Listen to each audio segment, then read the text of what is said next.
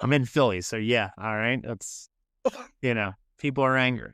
But yeah, I Yeah. mean, at some point in time, Seriously, you guys are born fucking angry. yeah. I mean, we You whip come batteries out at Santa yelling Claus. at your mom for being inconvenient. Yeah. Yeah. Yeah. We come out of our mom, we put up a lawn chair in front of a parking spot immediately and then scream at Light up anybody a who doesn't behave. cigarette. Yeah.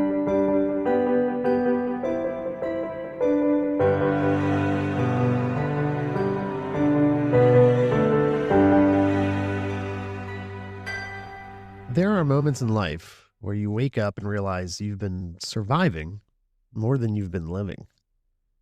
You're showing up, you're handling responsibilities, you're smiling when you're supposed to smile, maybe even convincing people around you that everything is fine.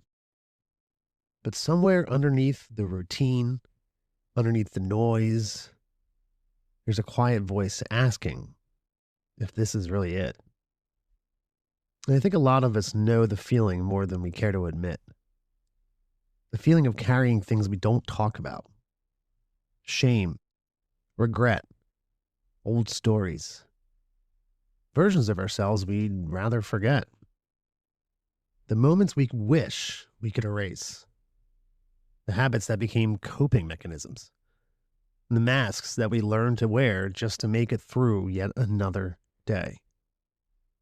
But here's what I've learned. People are not broken because they struggle. They're human. And somewhere along the way, many of us were taught to hide the very things that needed understanding the most. We become experts at pretending we're okay. We learn how to perform strength instead of actually feeling it. We learn how to stay busy enough so we don't have to sit quietly with ourselves. This podcast exists because I believe there is something powerful about honest conversation. Not polished conversation, not perfect conversation, honest conversation. The kind that reminds us that struggle is far more common than we think. That behind closed doors, people are carrying battles you would never see just by looking at them.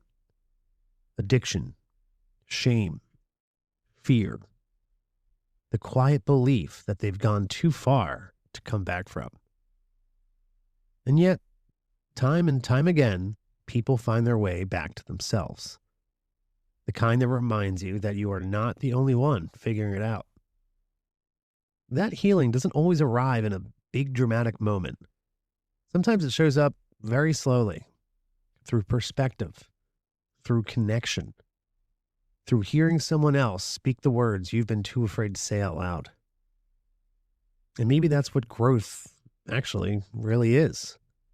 Not becoming somebody entirely different, but slowly returning to who you were before the world convinced you to hide. If you've ever felt stuck, if you've ever questioned yourself, if you ever looked in the mirror and wondered how you ended up carrying so much weight alone, well, this space is for you. Because there is still a version of you worth fighting for. There is still light, even when life feels heavy. And sometimes the bravest thing we can do is stay open long enough to find it. My name's Dan Bradley, and this is Braving the Bright Side.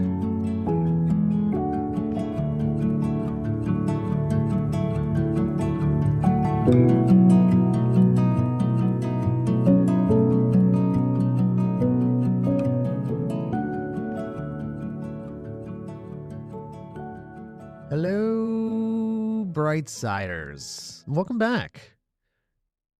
Boy, howdy. It's the first day of May, which is arguably the best month of the year. Yes, I may be slightly biased because it just so happens to be my birthday month, May 24th. Just throwing it out there. I hope you're hanging in there. Hope you're all finding some small moments in your day that actually belong to you. It's important. Maybe that's like reading outside for 10 quiet minutes or snuggling up with a furry friend, going for a hike, rewatching a comfort movie, or I don't know, apparently building a ballroom. I've been told that that's super important too. Whatever your version looks like, I hope you've been protecting your peace a little bit because it gets pretty loud and noisy out there.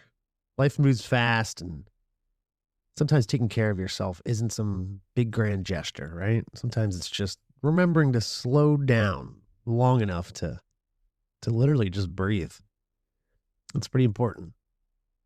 And hey, if you happen to be listening to this before 5 p.m. today, May 1st, I'll be speaking at an online event called Life on Fire.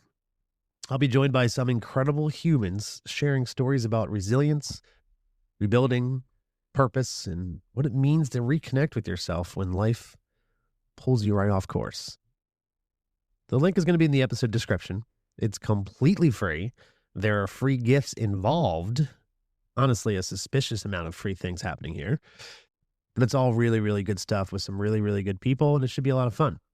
So come on and hang out if it feels right for you, if you have some time to kill.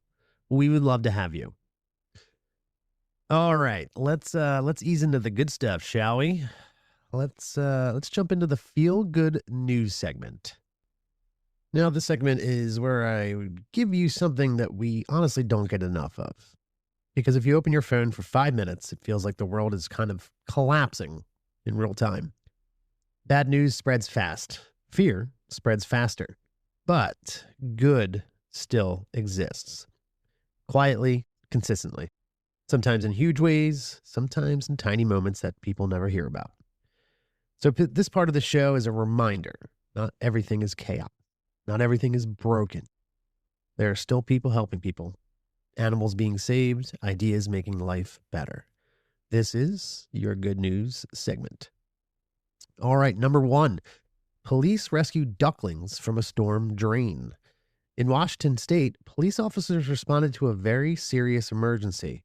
5 ducklings trapped beneath a storm drain. Officers carefully lifted them out one by one and reunited them with their mother waiting nearby. No arrests, no drama, just full-on Disney ending. Number 2, whale rescue mission successfully frees Timmy. A young humpback whale named Timmy spent weeks stranded in shallow waters off of Germany's Baltic coast. After multiple rescue attempts, a team finally transported him back into the deeper ocean water, where he safely made his way back towards the North Sea. Number 3, scientists found a way to turn trash into hydrogen fuel, kind of similar to an article I read 2 weeks ago. Slightly different. Researchers developed a method to convert old battery acid and plastic waste into clean hydrogen fuel, meaning things we normally throw away could eventually help power the future. Which is one of those stories that quietly reminds you that science is still doing some pretty incredible things behind the scenes. Also, I don't know about you, but I never know how to get rid of batteries my entire life, and no one's really given me an answer. So, number 4, firefighting donkeys are helping prevent wildfires. That's a fantastic headline. In Spain, donkeys have been protecting a national park for years by eating dry vegetation that would otherwise fuel wildfires. Man, I really botched that one. They literally reduce fire risks just by wandering around and being hungry. Nature's lawnmowers, but with way better PR. That's kind of a cheesy line, but I love it. Number 5, puppies rescued from Georgia wildfires are finding homes. After wildfires tore through parts of South Georgia, nearly 20 rescued puppies were transported to safety and are now up for adoption. Animal shelters stepped in fast after a local shelter was destroyed, giving these little guys a second chance instead of letting disaster define their story. Tiny Paul's big comeback story. All right. Number 6, volunteers built 10,000 beds for kids in just one day. More than 6,000 volunteers gathered in North Carolina and built 10,000 beds in 24 hours for children who don't have a bed of their own. Think about that. Thousands of strangers showing up to make sure kids have somewhere safe to sleep. That's humanity at its absolute best. Number 7, rescue groups save 130 cats from unsafe conditions. Animal rescue teams in Tennessee recently saved 130 cats and kittens from a property where they were living in dangerous conditions. multiple shelters teamed up to provide foster care, medical attention, and safe placement. It's one of those reminders that compassion often looks like people quietly doing hard work behind the scenes. Last but certainly not least, number 8, 85-year-old woman celebrated for 45 years of volunteering at an animal shelter. An 85-year-old woman volunteer in Ohio was honored after spending nearly half her life helping shelter animals find homes. She's logged thousands of volunteer hours for over 4 decades. No spotlight, no fame, just consistency, kindness, and showing up for animals that needed somebody. And that, my friends, is the Feel Good News segment. All right, before we jump into the next part, I want to introduce today's guest properly. Kipp Grange is the founder of Sonder Mountain Apparel, a brand built around perspective, connection, and the reminder that every person you pass is carrying a story of their own.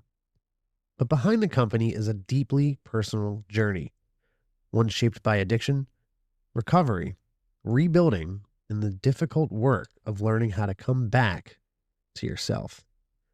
In this conversation, we talk about shame, sobriety, identity, mental health, and what it really means to start over when life has brought you to the absolute edge. Kipp's honesty is raw, thoughtful, and incredibly human. So settle in, take a breath, and let's get into it. Here's my conversation with Kipp Grange.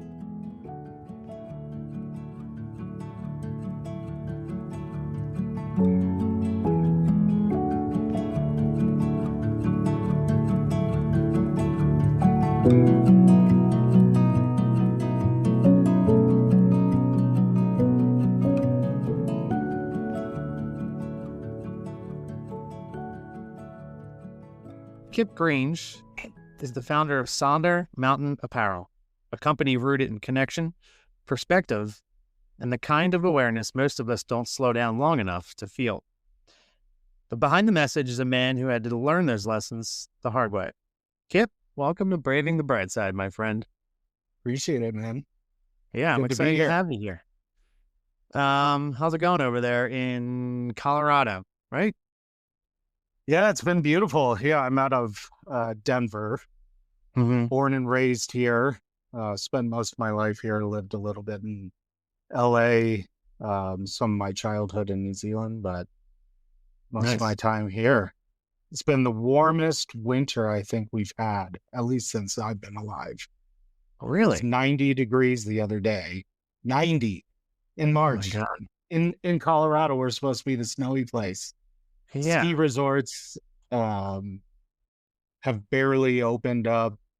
We're already in a national drought. It's been a wild winter. Damn, that's we had the exact opposite. We had like the most brutal, coldest winter I think I've seen in a minute. It was Yeah, that's what I heard. yeah, it was awful. Good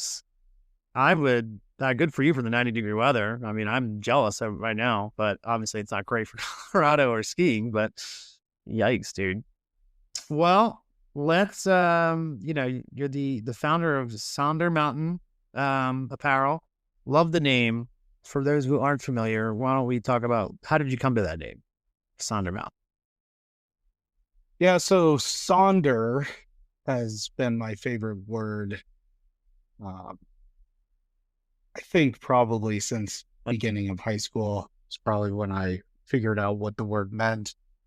Sonder means the realization that anyone around you is living as vivid of a life as you are at any given point. Yeah. I think it just struck me because, especially as a high school kid, I lived with this mentality that I was sort of the center of the world. I was certainly the center of my own world. And I had parents that reminded me all the time that I was not the center of the fucking world, but to put it into context and then squeeze it into one word that literally means the people that you're walking by on the street are living a life just as huge and bright and full of trauma and happiness and sadness as yours. Yeah. Um, so I've always just felt like it was the most powerful word in my entire life. And mountain, obviously, it's we're based out of Denver. Right. I tooled with that with the Sonder Mountain. I thought that it always sounded good in my head, but we are not a mountain apparel No. company. You know, we're not an REI type Yeah. North Face deal. And I think when we started out, so many people would start reaching out and say, like, you know, do you guys sell backpacks and hiking Right. sticks and shit like that? And it's, you know, I messed up on that scale. But as our name grew, you know, we stuck with it, and you know, that's where the name came from. I mean, I'll it's a try to pretty shorten badass down name. the answers a little Nah, bit, try to get through that's great. Yeah, you tell a 20 hell of a minutes in, story. and and you've talked about Let's wrap it Denver up. We gotta Yeah. end this now. Thanks Actually, so much for having me. that's cool. You know what's funny about the difference there is that I actually didn't even know. I had to look up. I had to Google Sonder. So Yeah. you know, my favorite word in high school was taint. So I feel like you're off to you're Taint? much more highbrow. Yeah, taint. Oh, yeah. You know, yes. Yeah. That's how much more highbrow you Yeah, are. I stretched So, my taint getting out of the hot tub the other day. So, yeah, I know what that is. yeah, you get it. I'm not gonna make an apparel. Maybe I will make an apparel with that. I don't know. We'll see. Taint apparel? Yeah. Taint Mountain isn't, I don't know, it doesn't sound terrible. No, I don't think you should do that. Yeah, I should That probably might be stop more talking altogether. confusing than Sonder Mountain. Well, Kip, what I like about, I reached out to you because obviously the clothing, the apparel itself is fantastic. And I love the look Thank of you. it. I love the feel of it. But then I actually started reading about the store, and, what's really cool about it is it's really steeped in mental health awareness, which really ties into the name really well. How did that come about? How did you decide that you wanted to launch this thing, but also, have it, a big part of it still steeped in mental health awareness? Yeah, so, I mean, if you've ever visited the shop, there's a portion of the website that's our story. And it's essentially my story. Um, it's very clear. It's not a secret that I am a part of a huge family of recovered addicts. Um, I spend most of my young adult life drinking my life into the ground. It started off as a party, ended, in the gutter multiple times. Yeah. Excuse me. But so I spent my I think around 7 years trying to get sober. 4 treatment centers, countless detox, sober living houses, IOPs, therapy, everything. And finally, I hit a breaking point, and it was death or sobriety. And thank God I chose sobriety, and I think that's the point that you need to get to most of the time to get Yeah. sober, or long-term sobriety. But during my 7-year stint of on again, off again, I spent a lot of time in the recovery community, obviously. I mean, towards the end, I was just living in the recovery. Yeah. And so I saw, these communities all over the country that I was becoming a part of struggling to really survive. And it was, trying to figure out every way possible to keep the lights on in these treatment centers and sober livings um and it was not like your typical uh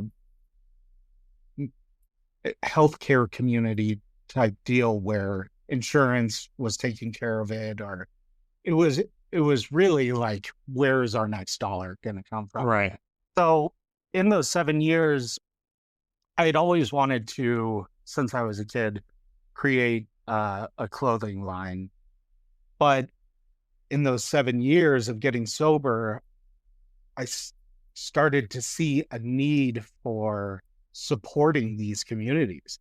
Started doing research, realized that beyond your typical, uh, you know, community donations and nonprofits, there was no financial support from other companies. Hmm. What I also noticed was every treatment center I ever went to, they had their own apparel or swag or whatever, but it said, like, so and so addiction recovery. It's like, who the fuck wants to wear that? Yeah. Who's going to You know, advertise that?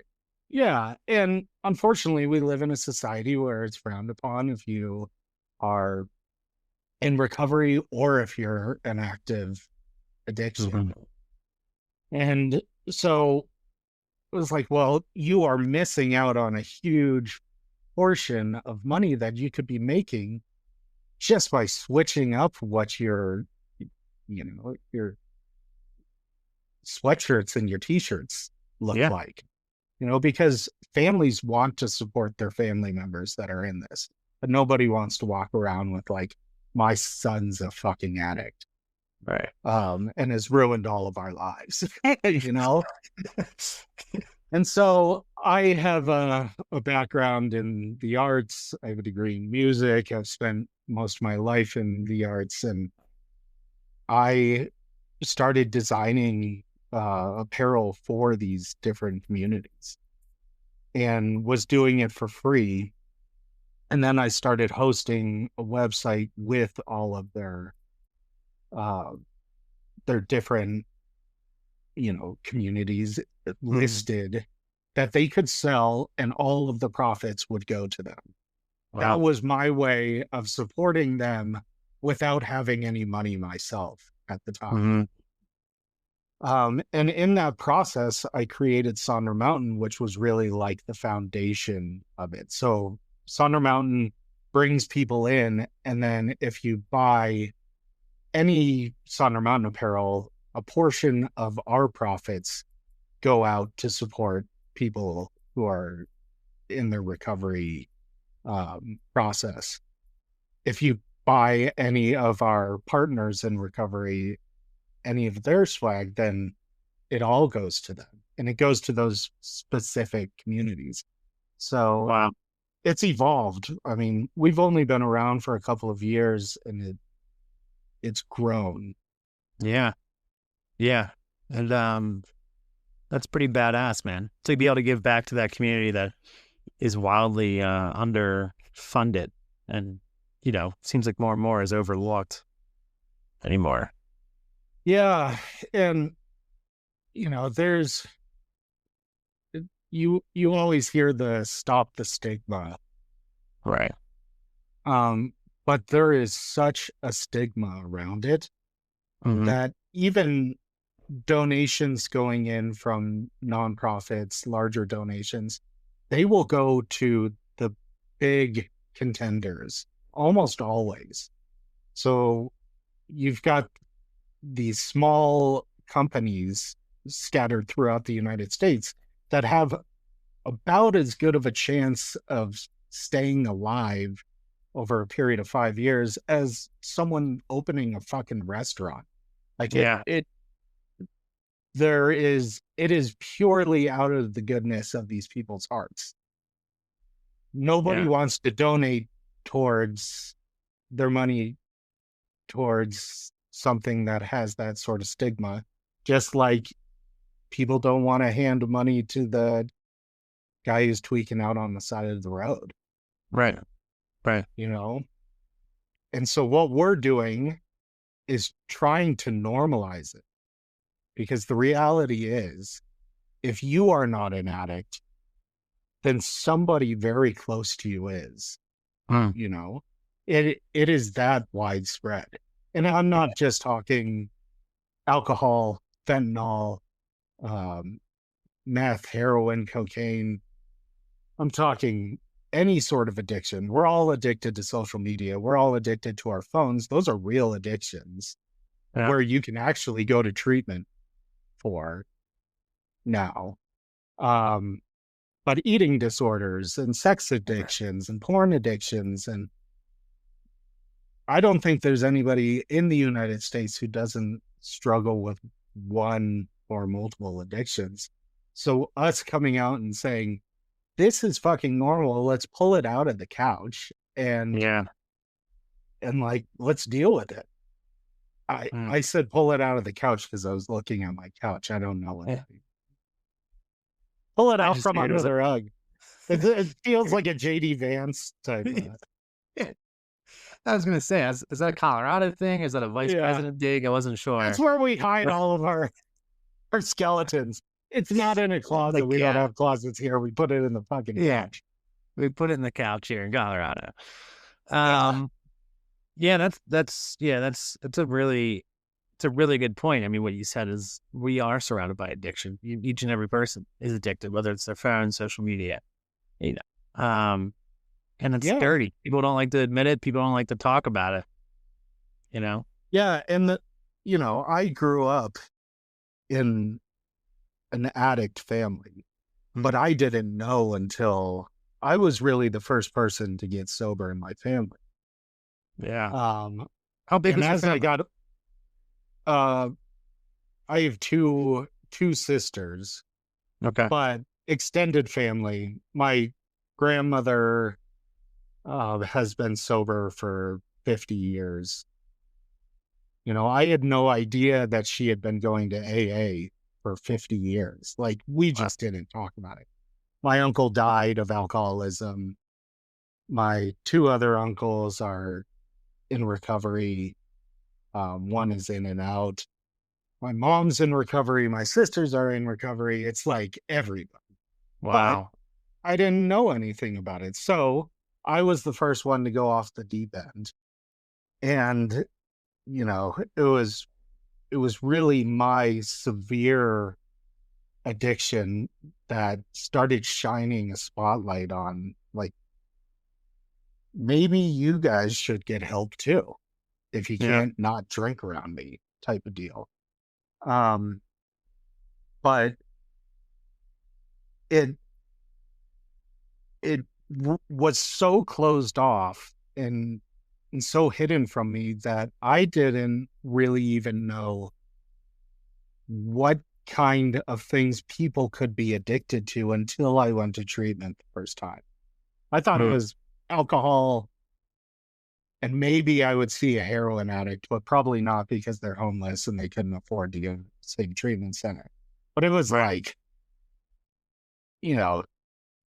teenagers addicted to painkillers and professional sports athletes addicted to heroin.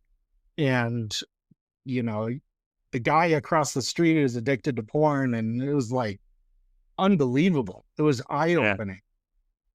Fentanyl, when I first went to treatment, had just really started hitting the streets. So it was interesting. When I first went, it was heroin, painkillers.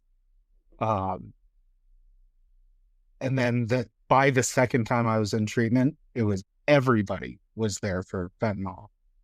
Yeah. Luckily, I had never experienced that. But, even being an addict and in the middle of all of it, I had no idea. I literally thought I was the only one I knew that was struggling.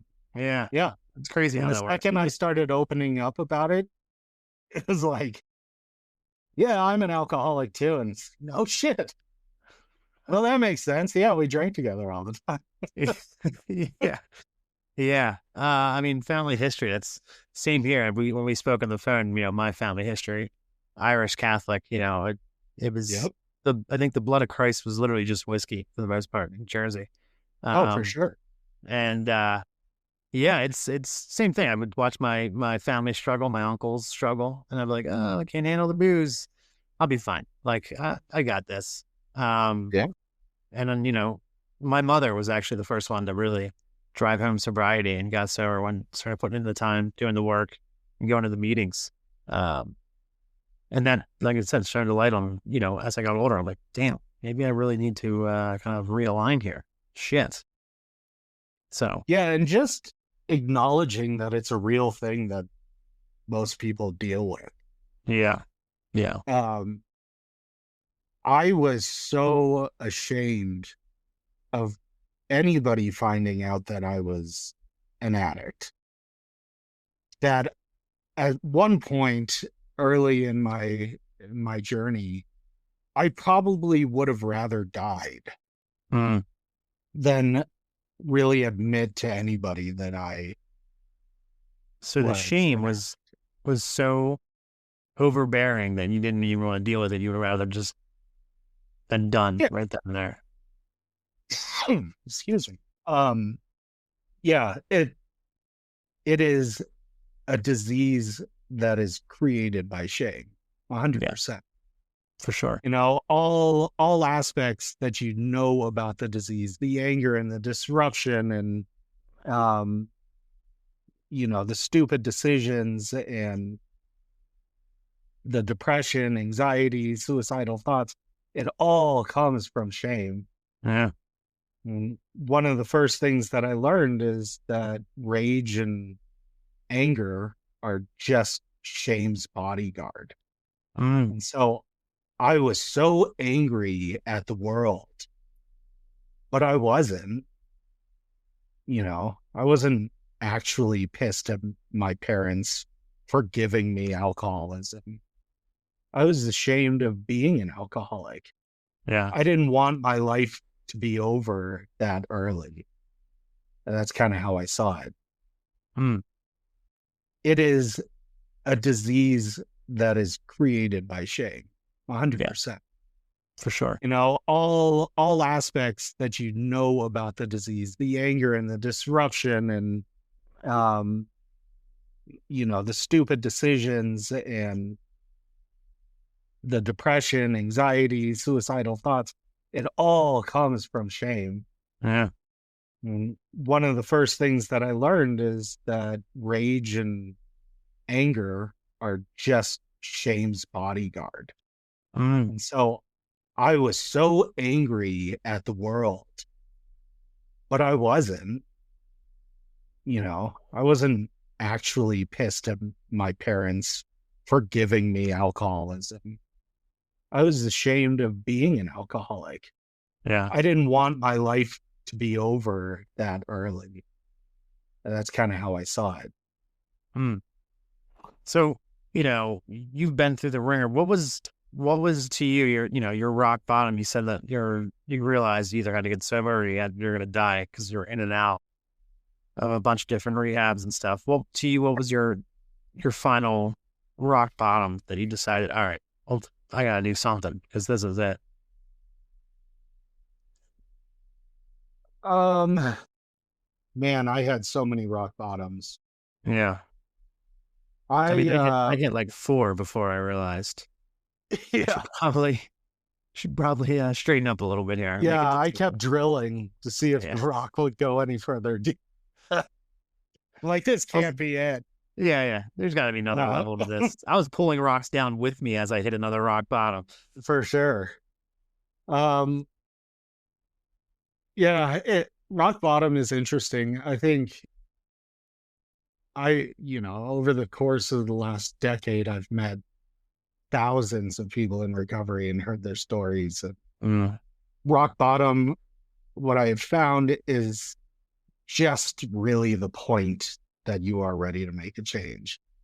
I mean, it can be that you lost everything and you spent the last 10 years living on the street and you're just fucking over it or you're going to die, to you lost your job or you Yeah. got a DUI or something like that.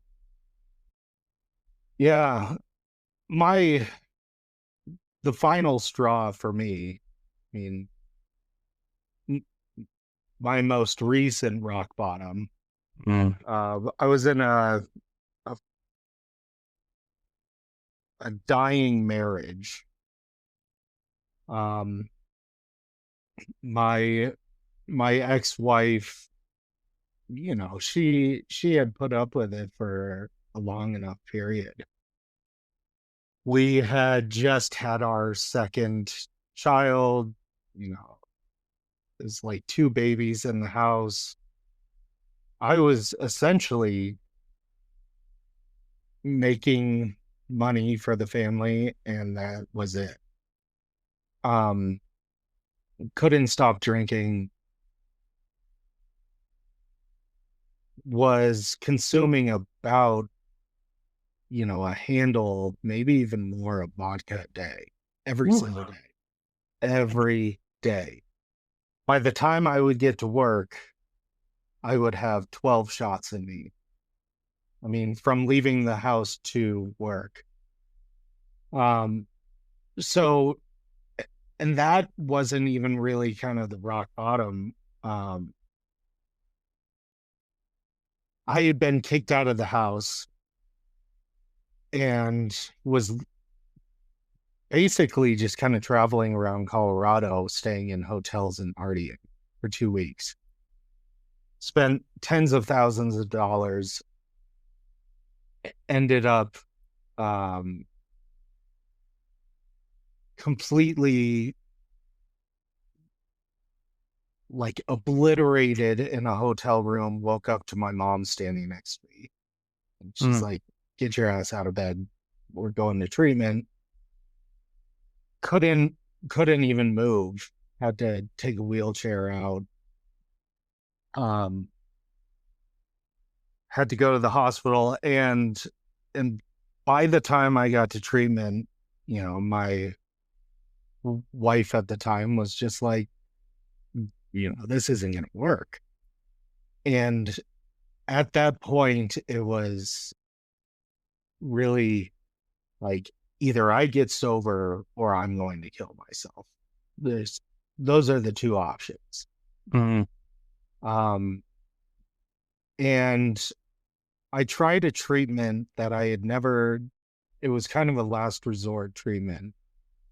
It's one of those that I certainly recommend, but not to everybody. It's one of those that you talk with your therapist about. But I've been working with a gentleman who was really the founder of ketamine treatment and Okay. ketamine injections.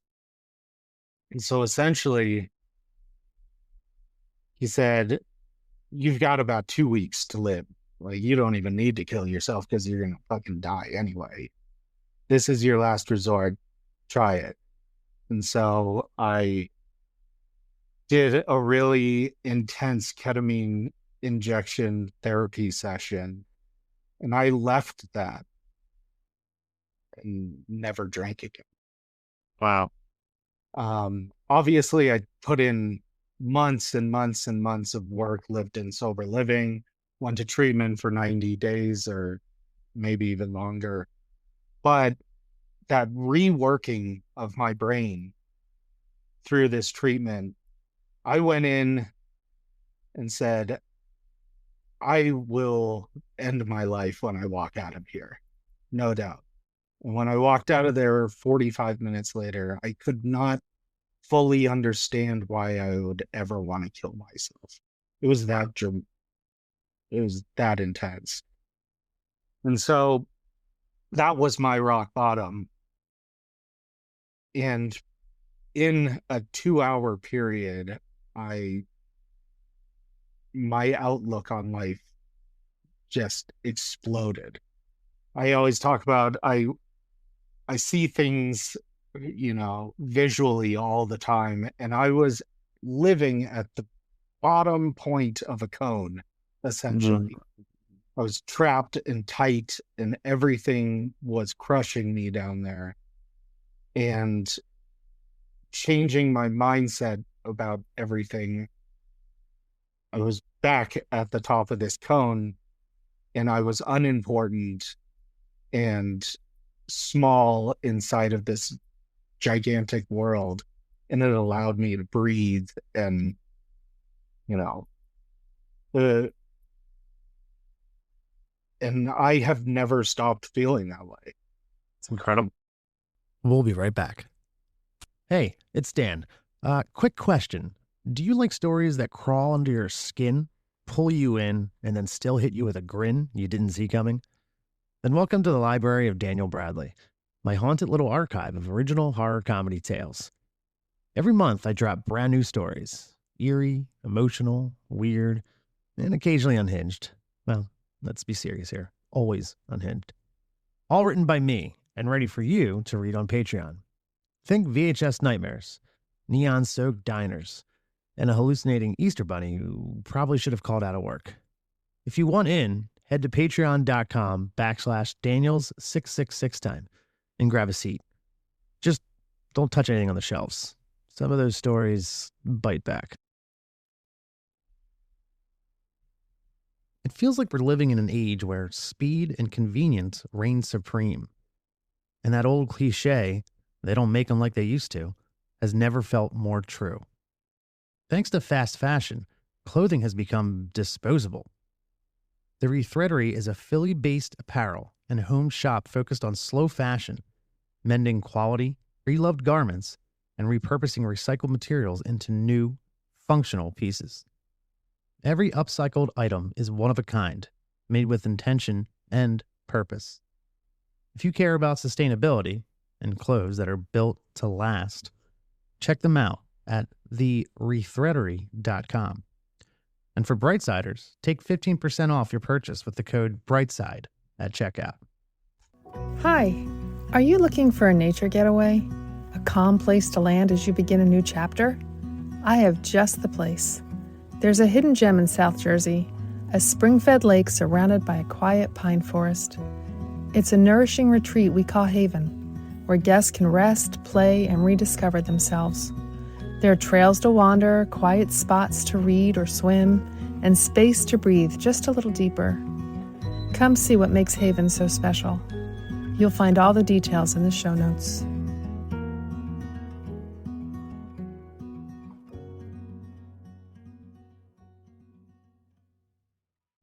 Welcome back. And it's been years. Wow. That's good. Yeah.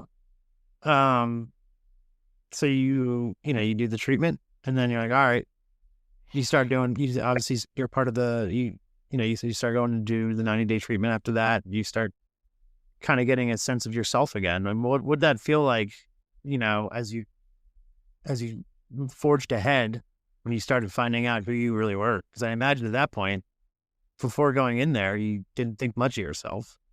So, the journey out of there as you start discovering who you were, I mean, what was that like? I mean, treatment is treatment. Yeah. It's difficult because anybody who has been to treatment will probably agree with there's the pink cloud. For anybody who doesn't know what that is, it is this short amount of time between your last drink, your last use, Right. to about 90 days of sobriety, where your body is trying to find itself again. You have this incredible euphoric feeling of being alive, but really what it is you not feeling like dog shit every single day. Yeah.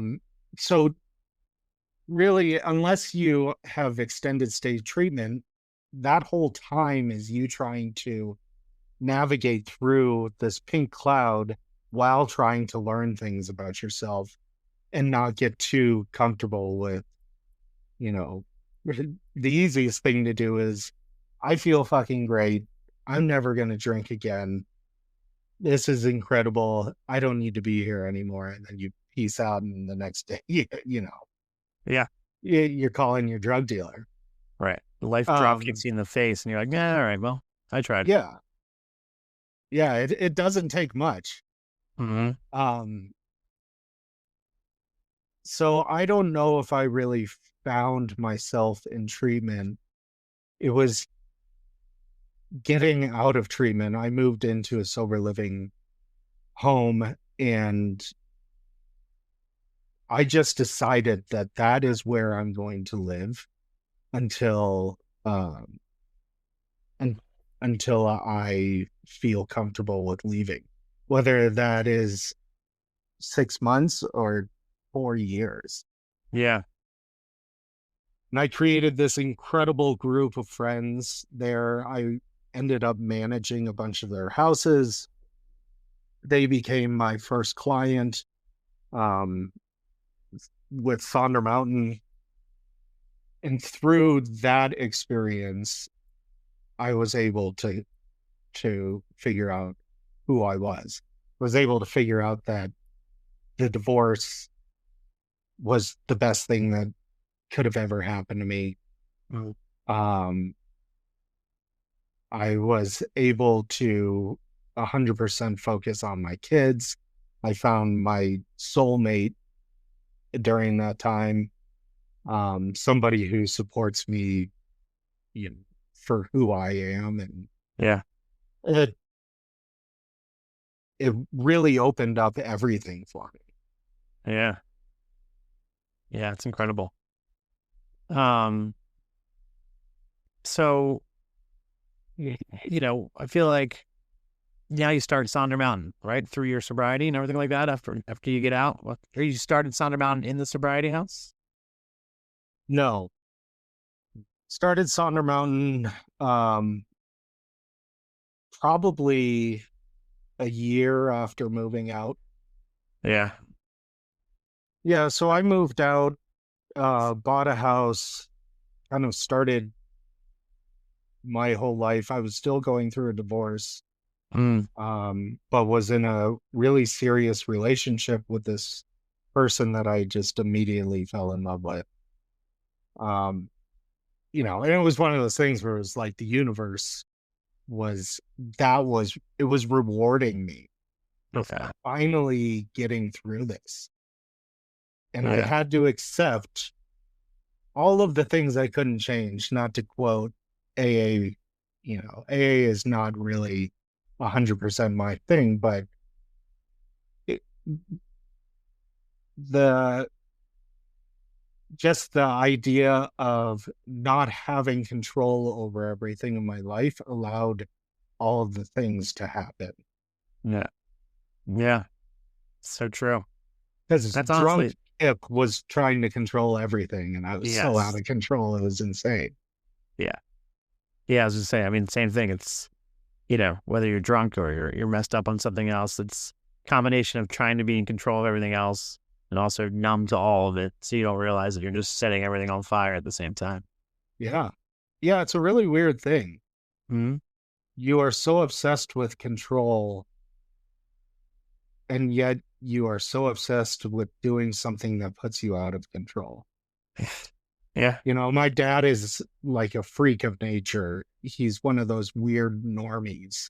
One of Mhm. those people that you're like, yeah, you don't have any addictions.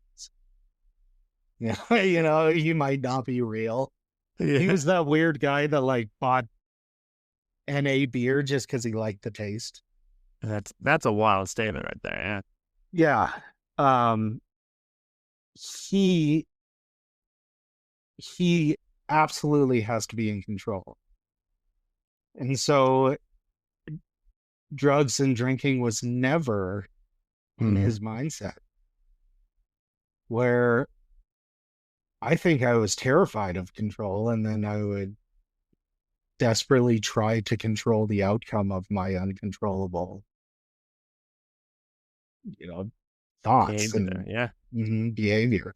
Yeah, that's so true. I mean, I was wildly out of control, but then also I almost in a weird way, for me to control my own narrative, I would try to, in a way, control whatever I was doing or how it would affect somebody and rewrite my narrative. So even though I would be lying, I would be torching a relationship. I, in my head, was just constantly nonstop spinning a certain way so I can control the narrative, so I can spin a story a certain way so I don't look in any way responsible for any of my actions. And that's kind of how I skirted any of that for the longest time. Oh yeah. Every time I got fired from a job, it was like, I didn't want that fucking job anyway. You know? Yeah. I Yeah. get the whole divorce question. It's like, I didn't want that marriage anyway. Right. I'm in That's control. This is what I Yeah. wanted. And sometimes things work out for the better, but I would much rather be okay with not having control over every aspect of my life. Yeah. There's no way that Sonder Mountain would have survived, that I would have kept going if Yeah. I was a control freak about it. I'm probably now detrimentally uncontrolled. I don't know. Like, I could give a fuck about anything. I don't know if we're allowed to swear on this, but No, we can't. It's fun. It's happening. So is it's this gonna on be fine. Netflix or what? It's actually on PBS radio, so it's fine. They love it. It's not, is it? No, not at all. That'd be cool, but no, it's Yeah. not yet anyway. Someday. Start the trauma early with these kids. They're like, what are they talking about? Right. You'll learn. Yeah. Yeah. We're gearing you up, my friends, my little I friends. can already tell you're an addict. Yeah. The way you're clutching that red crayon a little too tight over there. Yeah. Well, too much control. Yeah. Stop sniffing that marker. So yeah, I mean, what I really love about your story is I feel like it's super relatable to a lot of people out there. And it's also, like you said, that you're doing the ketamine process. I feel like people might not even know about that, might be freaked out by that, or there's already a prejudice against the idea of that.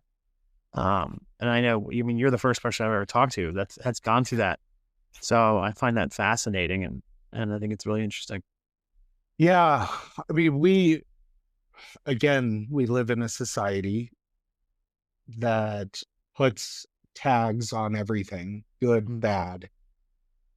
This is good, this is bad. Right. This is made by a pharmaceutical company, so it's good. Even though everybody and their mom is addicted to it once they take it. Yeah. Ketamine is a weird one because it is a drug, but it's also been used in therapeutic settings forever. I couldn't really wrap my head around how is injecting a drug going to help me at all. My thought going into it was like, maybe it'll kill me. Come to find out, straight ketamine can't actually kill you. It's kind of like marijuana or mushrooms. You can't really overdose. Yeah. People die on ketamine all the time, but like Matthew Perry, you probably don't want to do an insane amount of ketamine and sit in a pool or a hot tub by yourself. Because it's used to sedate people in all different settings. Police forces across the country use it to sedate people who are out of control. Hospitals use it in anesthesia. But I went into it not caring what it did. If it helped, it helped. I didn't believe that it would help. Mm-hmm. But the effects of the outcome made me incredibly interested in what I had just done. Yeah. And so I started doing a ton of research about it. Come to find out that people have been using psychedelics like ketamine for years and years. I mean, generations, Yeah. to help with addiction, trauma, PTSD, uh,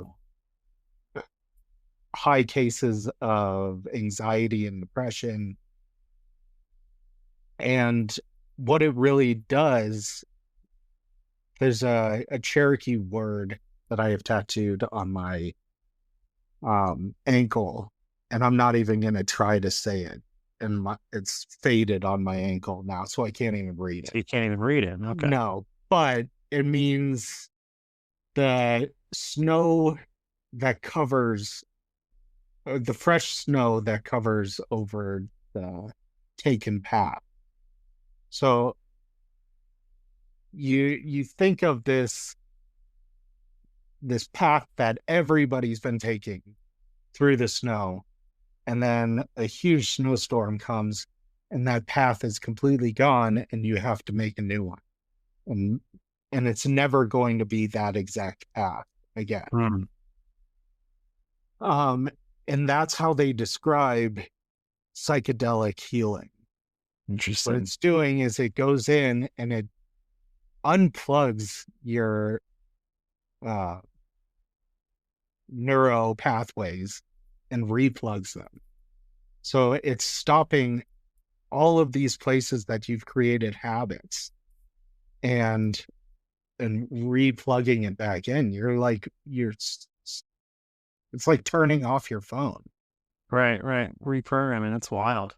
Yeah. So coming out of it, it was like I had a new brain.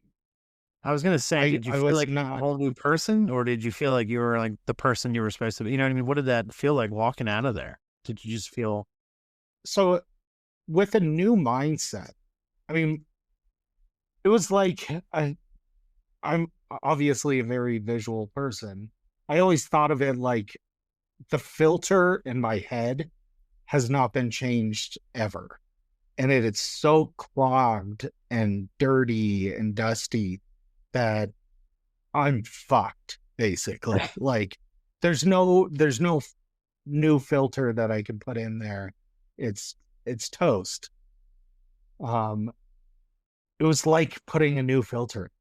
I could Wow. breathe. I had color in my face again. I mean, that 45-minute session, I went out to lunch with my ex-wife afterwards, and she kept staring at me and saying, like, you look like a different person. You truly are. It just rewires you. And Yeah. it's terrifying, but Yeah. it's quite the experience. It's incredible. So I'm a major advocate of responsibly using other forms if your traditional form is not working. Yeah. Always through, professional settings and Right. through the advice of professionals. Right. But there are a lot of ways to help you get through what you're dealing with. Mm. It's true. And I just needed to find mine. Yeah. Everybody's path is different. Mm-hmm. Everyone's tolerances and viewpoints are different in terms of where Yeah. they are with their addiction. That's a pretty badass story. So if someone listening right now feels stuck, lost, or disconnected like you once did, what would you want them to understand about where they are and then what's possible for them? First off, I mean, the first thing that ever helped me was the word Sonder. And I'm not trying to promote the company. Understanding that you are not alone in being stuck. And you might physically be alone, but it's not like you are exploring this island for the first time that any man has ever explored. If you can find comfort in knowing that your pain has been felt by others and they survived it. Um, we always love hearing stories from veterans that came back from World War II and, survival stories, or people who came down from Everest. And there is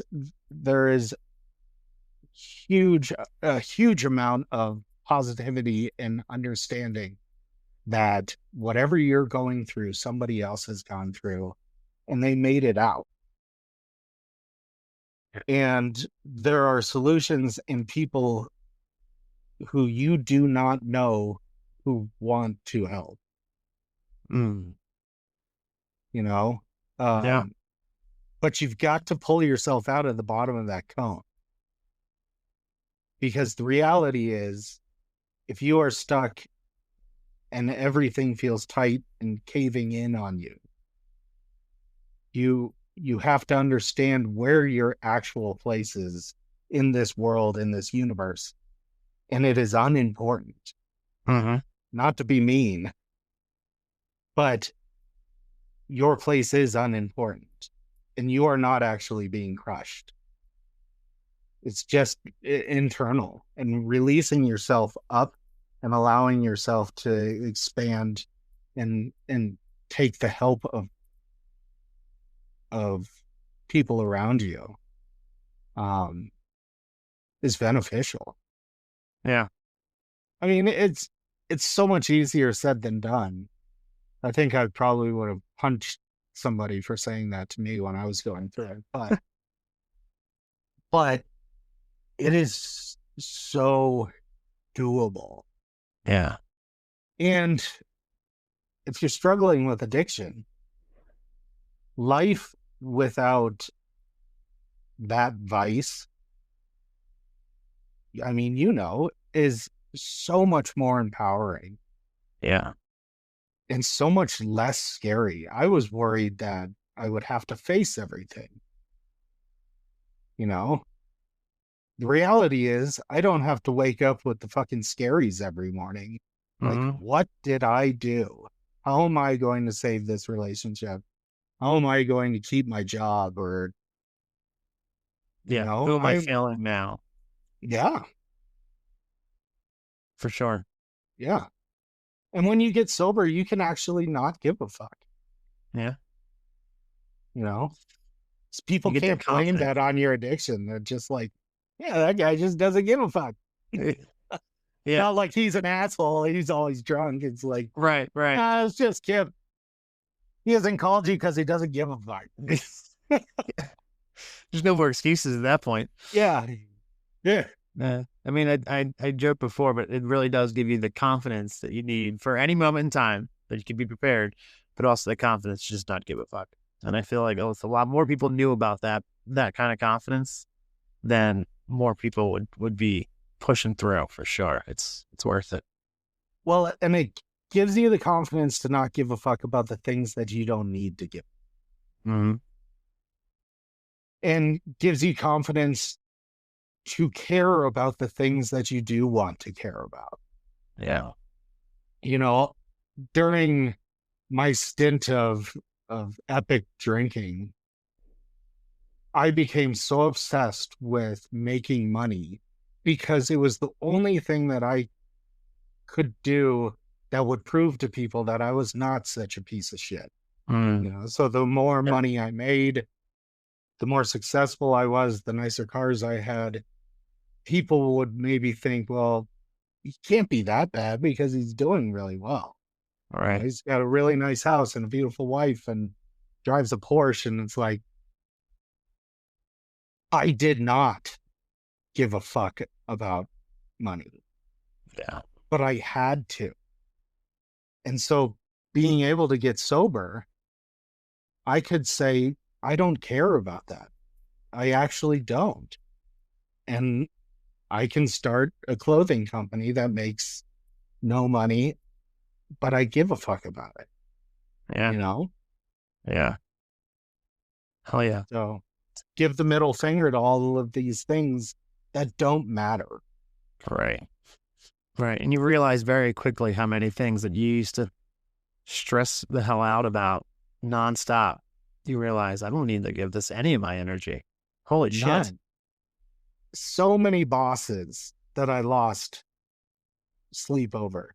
I used to Yeah. lose sleep over things like where light switches were put in houses because I sold new homes. Mm. You know, like 3 nights of sleep because of light switches. Like, I won't ever get that back. Yeah. But it was because of my obsessive brain that was completely controlled by drugs and alcohol. And the only way I could quiet it was by using. And if I wasn't using, I was obsessing over somebody else. Right. That made no sense. Yeah. The spiral is real. That's for sure. Yeah. I got another question for you. In your mind, when I ask you this, what do you think when you hear braving the bright side? What does that mean to you? I mean, when I first saw it, it was the first thing that came to mind was the grass is always greener on the other side. And so I'll talk about that for a second. And I don't really see it as that, but you know, there's this power of talking about there's always something better. And how do I get to that instead of like braving what you're in right now and seeing the bright side of that. You know, I always thought of grass is always greener as you get over there and you realize that the grass is just as fucking green on your side. Yeah. It's a cautionary tale. Yeah. Yep. Yeah. And so that's, you know, that's kind of how I perceived it at first. You tell me. What braving the bright side is? Mm-hmm. Well, at least what do you think it is? To me, it is the idea that it was originally born out of looking around and seeing how easily people are manipulated by negativity, by anger, by blame. And it just seemed like people were just getting angrier and angrier, and more vengeful. And the idea was that I feel like at some point in time, it takes more balls, takes more guts to be a point of light in a room that's full of shadows, in a room full of people who would rather yell over top of you, point, blame, scream, kick, and overall just be vile to each other. And if you hold your ground being a point of light, despite everybody else being a point of darkness, I think that takes a lot of guts. And I think it's really, really important, especially nowadays more than ever. Because that's the only way you're going to be able to spread more light in this world is by being a point of it, despite what everybody else tries to push on you and tell you what you should be angry about, what you should be upset about, or what you should be yelling about. And if you stand your ground and say, no, that's not what I feel this is important to me, and I'm going to continue to treat people with kindness and with empathy, despite what you tell me, and despite everybody else around me being vile, I'm going to continue being a point of light. That was the original idea as well, as for the podcast anyway. And really also, like, for me personally, braving the bright side is, you know, especially I was a piece of shit for a while as well. And, you know, everybody has those demons, everybody has the shit that they go through. And if you are going through it and you're just on the bottom, like the rock bottom that you talked about, and or just overall feel like an absolute failure, no matter what you're going through, if you can still show kindness and empathy despite your own shit, you know what I mean? Despite anything you're going through, if you can still be kind to animals, to humans, to show empathy, to listen to others, to look out for others, even when your life is falling apart, I think that takes a lot of bravery. And I think that's braving the bright side as a whole, is continuing to be a point of light, even if you're yourself is surrounded by darkness and you don't see that yourself, to still be able to be that for somebody else, I feel like is takes bravery on a whole level. Man, you got to get out of the East Coast. I know how it is, man. Yeah. Yeah, you do. My Yeah, mom's I mean, from Boston. So I know what you're talking about, and everybody's being mean to you. Yeah. That's a phenomenal response right there. Yeah, that's us Philly folks, you know? This idea is hugely important, even when Donald Trump is not president. Mm-hmm. You know, but with any politics, there is a really dark side. But I feel like Trump's previous 4 years and now this last year and a half, you see it just so deep in our core. It is like good versus evil, and everybody thinks that they're the good one. Right. Which makes it more damaging. And you've got families that are being torn apart because of their politics, which was never really a thing. And how should we treat citizenship and people who don't look like us? And I think one of the reasons why I really wanted to come on this podcast was because of the time that we're in right now. And it is so hard to stay sober as an addict on a daily basis anyway. Mm-hmm. But in these times where you are bombarded daily by just shit energy, and I can't even imagine what people who don't look like me are dealing with. Yeah. I mean, women, trans people, LGBTQ community, Black and brown people. It's like whatever I'm feeling, it's got to be 1,000 times heavier. Yeah. And then you look at that community, and those communities are at a higher risk of addiction and, being unhoused or discrimination. It's like, if you are staying sober during this time with everything going on, then that's a straight up miracle. Yeah. You're a warrior. Yeah. And so being able to come on a show like this and talk about, there is a bright side. And when you look beyond your algorithm on your feed, which mine is just tattoos and negativity. Yeah. And I can't get away from it. It's like, you do want to watch this. And I'm like, yeah, I do. And I feel angry. And then I see a tattoo and it's like,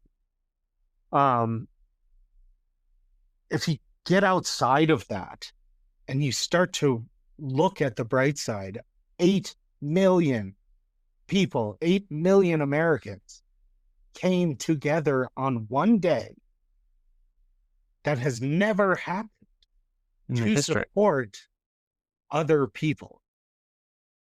I mean, you are getting people like me, privileged white males, out on the streets protesting for the lives of other people. I am not really getting hit that hard with all of this. It's just hitting my soul.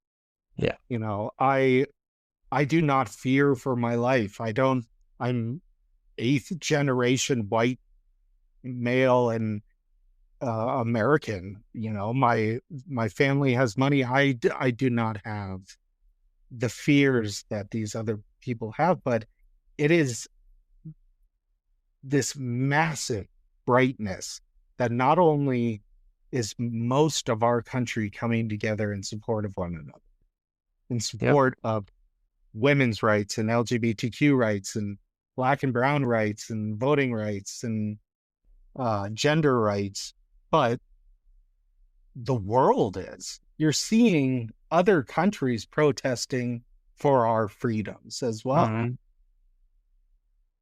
It is always a minority that is in the dark.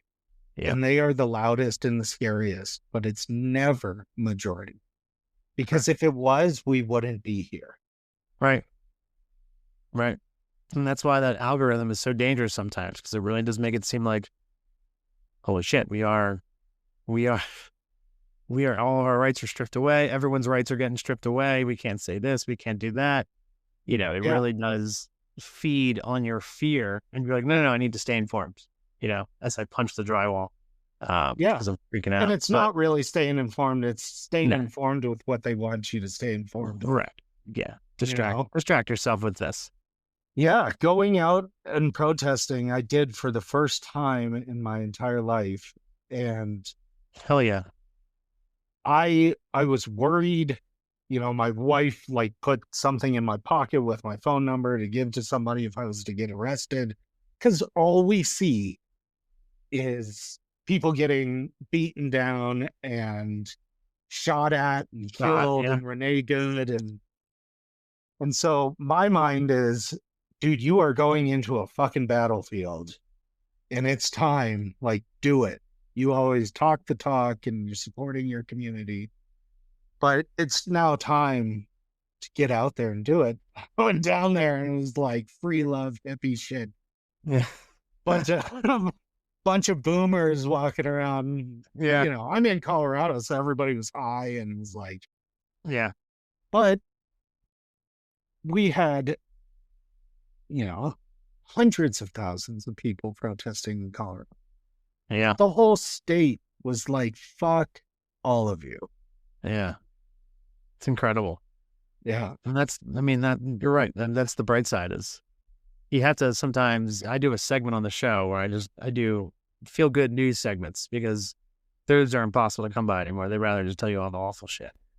But you have to, unfortunately in this world, sometimes claw and dig and pull open, you know, good news and like the bright side. And you have to look for it because they make it hard for you to find it. And when you find it, you realize, oh shit, there's a whole shit ton more of bright side out here. There's a lot of light that I didn't even know was out there. I thought it was all falling apart in despair. And the fact that, you know, maybe at one point it was worse than it is, but I do think, you know, the silver lining of what you're seeing now is people have had enough. You're seeing the good part of a lot of good human beings out there stepping up and saying, okay, we're done. Yeah. And there's a bright side to any drama or trauma. Yeah. You know, I think about what's going on in Iran. I'm not going to correct the groceries. That. Yes. I ran away from my responsibilities. Now I know what you're talking about. Yeah. You know, and the closing of the strait and the entire world at one time realizing how insanely reliant we are on pulling dinosaurs out of the earth and using it as fuel, you know, and how reliant we are on this little piece of ocean. And if that doesn't work perfectly, then the whole fucking thing crumbles. Mm-hmm. The bright of that I don't think that anybody really considered in, in the government was like, well, I'm just not going to rely on gas Yeah. because we live in a society that doesn't need to, and it's Right. fucking stupid. So there's these things that come out of like this horrendous attack on countries that we don't necessarily need to be attacking, or at least this way, to, okay, there might be something positive come out of this where the world changes. Trump is a piece of shit, in my opinion. The positivity of it is, if Kamala had gotten elected, you wouldn't have 8 million people in this country coming together and joining together in one central organized focus. Mm. We would be robots focused on our day to day, just like we were with Obama and we were with Biden. So there's this positivity that comes out of, there's a light that comes out of this darkness every time. Yeah. And if we survive it, just like addiction, it always is better. At least we know who's racist. Yeah, that's true. You know? You're Like not wrong when there. your family's a piece of shit. 'Cause Yeah, you're like, God damn, really? You? Yeah. All right. It was like Shit. 20 years of them being at Thanksgiving. You had no idea they hated black people. Yeah. Suddenly they felt it was okay now. So Yeah. it's like getting those sunglasses from the movie They Live in the 80s, and just all of a sudden, Yeah. Where all the racists Yeah, are. exactly. You have racist glasses now. Yeah. And talk about cutting out things that don't support your, right? That you don't know, add to your journey life. in your life. Your life. Yeah. Yeah. It's been a cleansing for me. Mm. I would love to do this again Yeah. and love to ask you more questions. I'm Okay. sorry that this was so focused on my answers. Well, no, I mean, I'm glad, it was a way to get to know you, and for the audience, my audience get to know you and stuff like that. So, all right, Kipp, Anytime you're out in Colorado. yeah, listen, I got some friends out there, so, I might Yeah. take you up on that. I'd love, Maybe love you to just hear. need to move here. People are a lot nicer. Yeah. Yeah, I've heard. Actually, there was a point in time where I went to Denver like 5 times in a row, 5 years in a row, but it was for the Great American Beer Festival. Yeah. So, Oh yeah. so I That's a lot remember of some beer. of it. A lot Yeah. of beer, a lot of weed. But people come out with their like hikers on. Yeah. They're born here with, like a REI tent Yeah. and Patagonia diapers. Yeah. Brand new, barely even touched. Yeah. Just bought it. Yeah. Yep. Yeah. Well, listen, let's, for those who don't know, where can they find where can they find Sonder Mountain Apparel? Online, our shop is sondermountainapparelco.com, CO. It's a long, drawn out domain.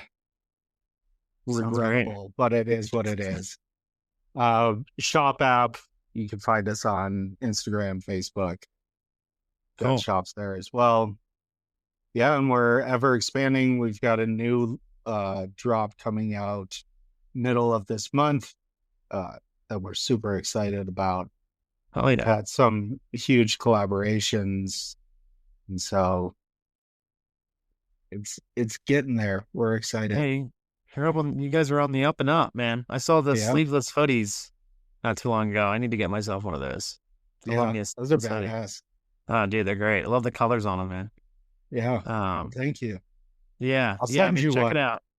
Okay. All right. I won't say no to that. It's great. For sure. Check out Sonder Mountain Apparel. Especially it's like an old school style tattoo. I mean, just some really cool stuff, from the hats, from the hoodies, from t-shirts. And I saw you guys are getting into the pants game now too, huh? Yeah. That's good shit, man. Yeah. Kip, this has been great. I really appreciate you hanging out with me for a little while on the bright side. Yeah, man, I appreciate it. It was Yeah. a good break from my day to day. So Yeah. thank you. Thanks for reaching out, man. Yeah. No, I appreciate you. Keep fighting the good fight out there. And then, For sure. yeah, I'm going to see you in Colorado at some point. I'm just Yeah. going to show up like Michael Scott at one point and just expect you to welcome me in. It's going to be For great. sure. Kip, thanks for stopping by the bright side. You take care of yourself, man. Yeah, you too, brother. I'll see you.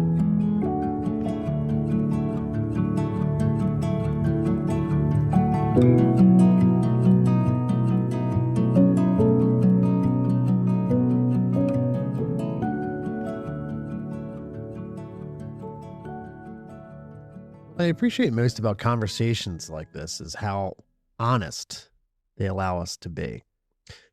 There's something powerful about hearing someone speak openly about the parts of life we're often taught to hide, like addiction, shame, fear, identity, and the long road back to yourself.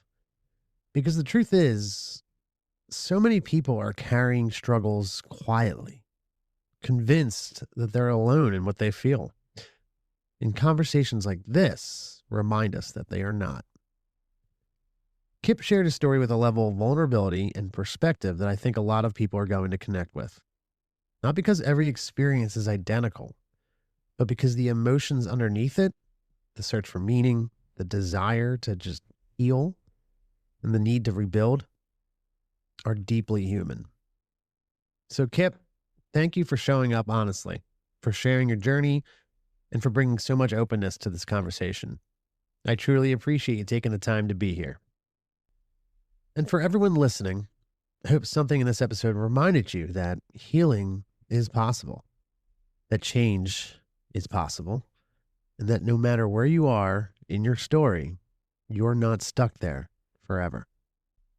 And with that said, if you're struggling right now, please remember this. None of us are meant to do this alone, and you don't have to. If something in today's conversation stirred something in you, or if you just need someone to talk to, I'd generally love to hear from you. You can reach out anytime at bravingthebrightside@gmail.com or find me on Instagram at braving_thebrightside. And if you've got a story you feel called to share, well, maybe your voice is one we need to hear on this show. Thank you for spending a little time on the bright side with me today. Until next time, keep braving it. One step, one sunrise, One honest conversation, and yes, one sober day at a time. I'll see you next time. Take care.